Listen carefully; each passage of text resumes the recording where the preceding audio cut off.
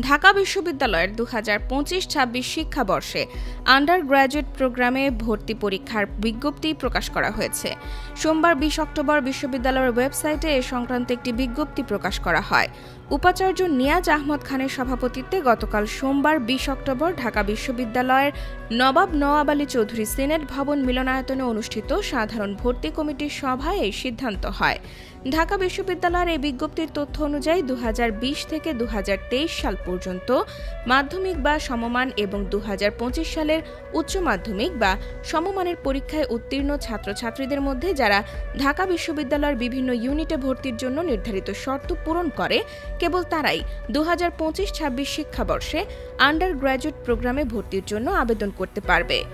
ভর্তি পরীক্ষার্থীরা আগামী 29 অক্টোবর 2025 বুধবার দুপুর 12টা থেকে 16 নভেম্বর 2025 রবিবার রাত 11টা 59 পর্যন্ত অনলাইনে আবেদন করতে পারবেন।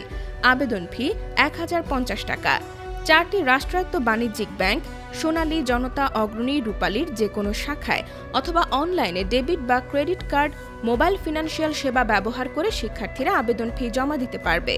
সময়সূচি অনুযায়ী কলা, আইন ও সামাজিক বিজ্ঞান ইউনিটের ভর্তি পরীক্ষা আগামী 13 ডিসেম্বর 2025 শনিবার, বিজ্ঞান ইউনিটের ভর্তি পরীক্ষা আগামী 20 ডিসেম্বর 2025 শনিবার, ব্যবসায় শিক্ষা ইউনিটের ভর্তি পরীক্ষা আগামী 6 ডিসেম্বর 2025 শনিবার এবং চারুকলা ইউনিটের ভর্তি পরীক্ষা সাধারণ জ্ঞান ও অঙ্কন আগামী 29 নভেম্বর 2025 শনিবার অনুষ্ঠিত হবে।